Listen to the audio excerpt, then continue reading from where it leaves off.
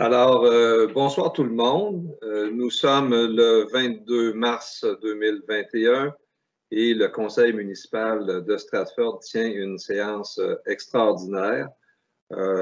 Tous les membres du conseil sont présents par visio parce qu'avec les mesures demandées actuellement, nous tenons notre réunion par une application de téléconférence. Alors, tout le monde est là. Bonsoir. Merci d'être présent. Nous sommes également accompagnés de notre directeur général, M. William Leclerc-Bellavance. Les membres du conseil ont reçu, dans les délais prévus, l'avis de convocation et le projet d'ordre du jour. La présence de tout le monde témoigne donc que ça a été fait dans les règles. J'accueillerai donc, après avoir ouvert cette séance-là, j'accueillerai une proposition pour adopter l'ordre du jour tel que transmis. Julie Lamontagne, je propose l'ordre du jour. Merci, Julie. À chaque séance du conseil, qu'elle soit une séance ordinaire pardon, ou extraordinaire, il y a deux périodes de questions. À la première période de questions, je me tourne vers notre directeur général pour lui demander si nous avons reçu des questions des citoyens depuis notre dernière séance du conseil. Non, pas en lien avec les sujets ce soir. Donc, pas de questions à ce moment-ci. Ça nous amène au point 4, qui s'intitule « Avis de motion, projet de règlement d'emprunt pour la réfection de la rue des Cèdres et de la rue Elgin ». Donc, ce n'est pas la première fois qu'on discute de cet enjeu de la réfection de la rue des Cèdres et de la rue Elgin. On a même eu l'occasion de prendre connaissance des subventions quand même importantes que la municipalité a réussi à obtenir pour cette réfection des rues Elgin et des Cèdres. Et nous en sommes maintenant vraiment à passer à l'étape plus de vraiment d'organisation de ces deux chantiers et du règlement d'emprunt. Alors, si vous voulez, on va inviter notre directeur général à lire l'avis de motion et on pourra en discuter par la suite. Parfait.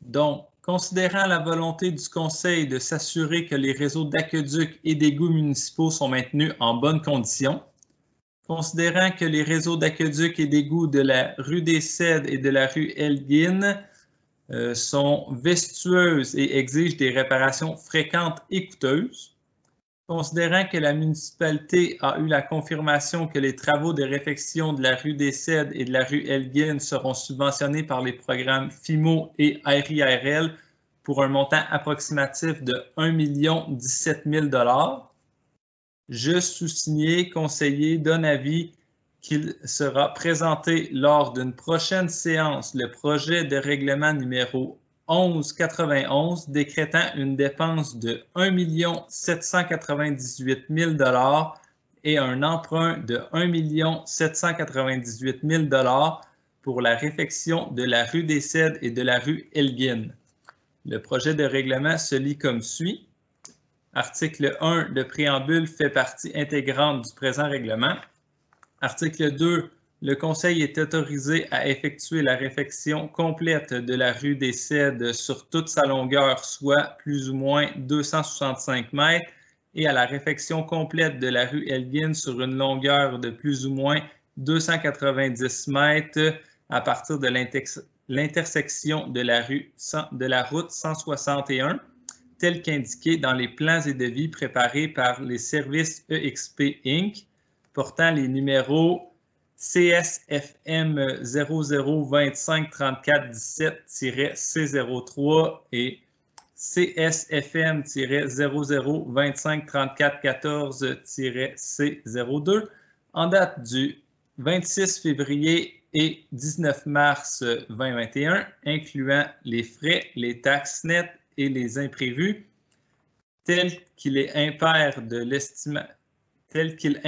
l'estimation détaillée préparée par les services EXP en date du 9 et 19 mars 2021, lesquels font partie intégrante du présent règlement comme annexes A et B. Article 3.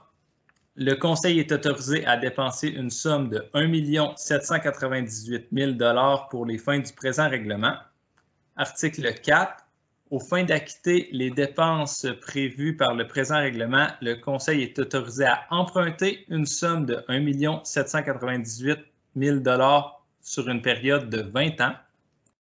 Article 5. Pour pourvoir aux dépenses engagées relativement aux intérêts et au remboursement en capital des échéances annuelles de l'emprunt, il est par le présent règlement imposé et il sera prélevé annuellement durant le terme de l'emprunt sur tous les immeubles imposables situés sur le territoire de la municipalité une taxe spéciale à un taux suffisant d'après leur valeur telle qu'elle apparaît au rôle d'évaluation en vigueur chaque année.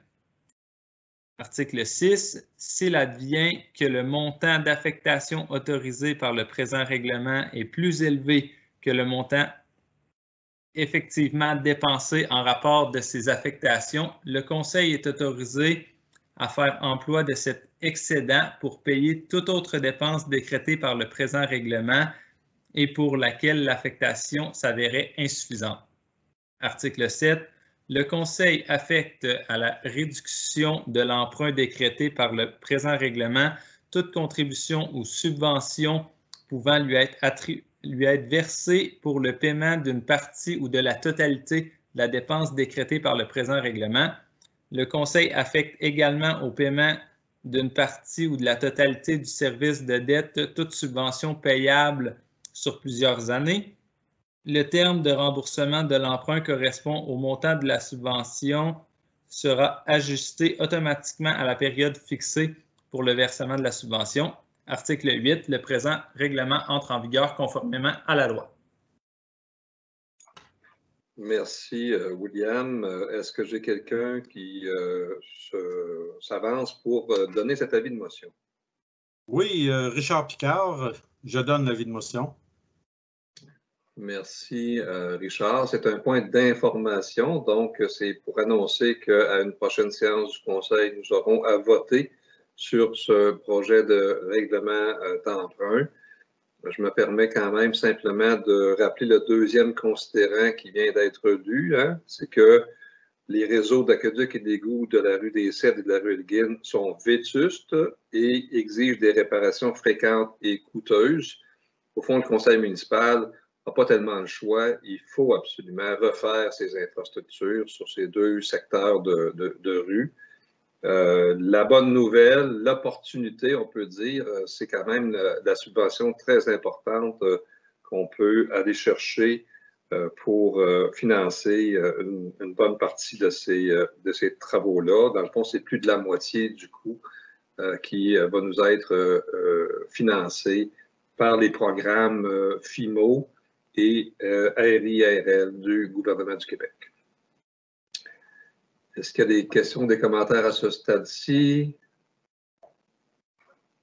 Ça va, donc on pourra reprendre s'il y a des éléments de discussion à la prochaine séance. Merci beaucoup, Richard. Ça nous amène au point 5 qui s'intitule « Ligne des hautes eaux du lac Elgin, offre de services ». Là aussi, je pense qu'une bonne façon de se resituer, c'est de lire le projet de résolution qui a été préparée et on pourra en discuter par la suite.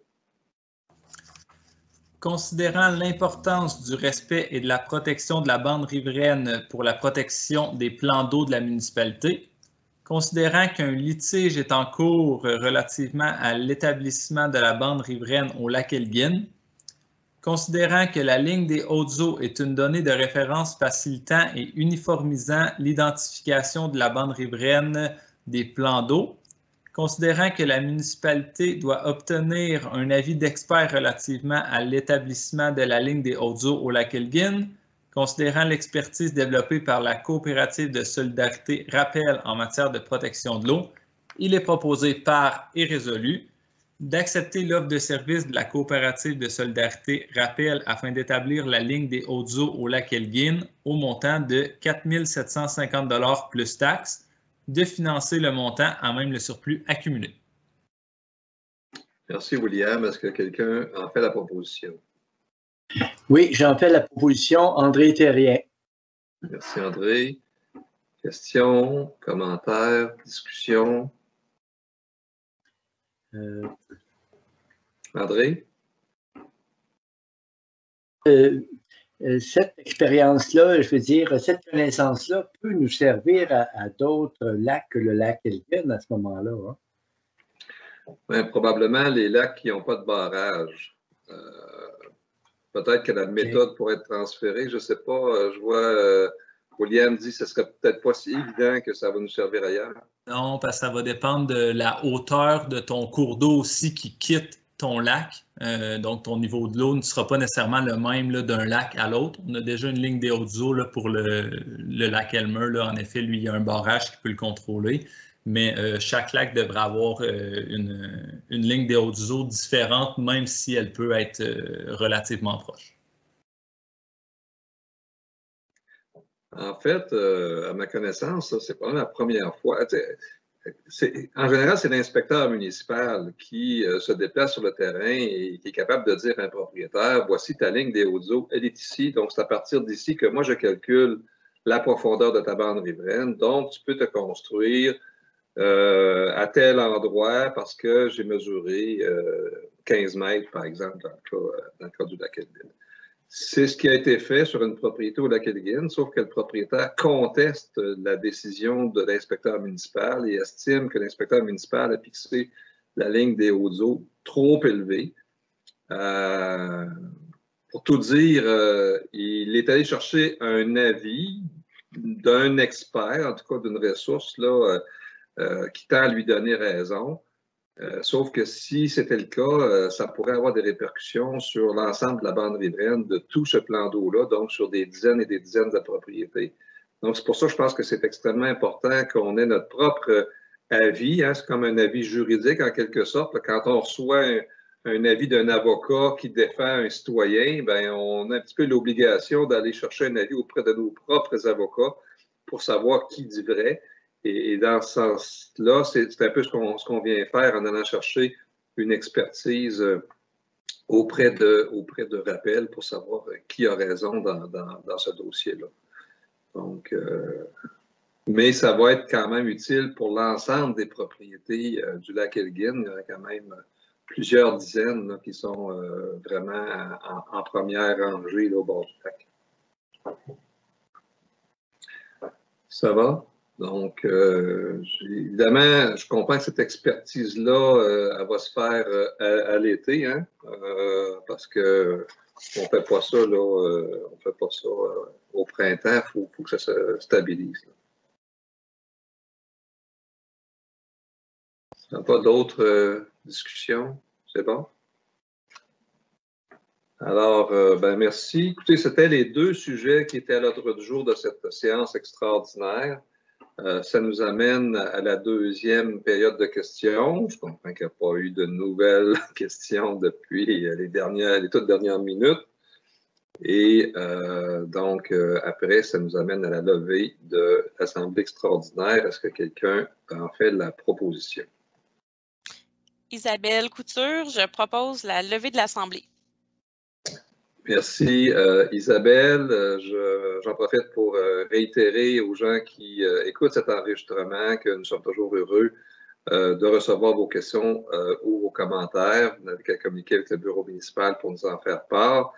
Et on espère être en mesure de reprendre dès que possible les rencontres en présence. Alors, au revoir à tous. Merci et à la prochaine.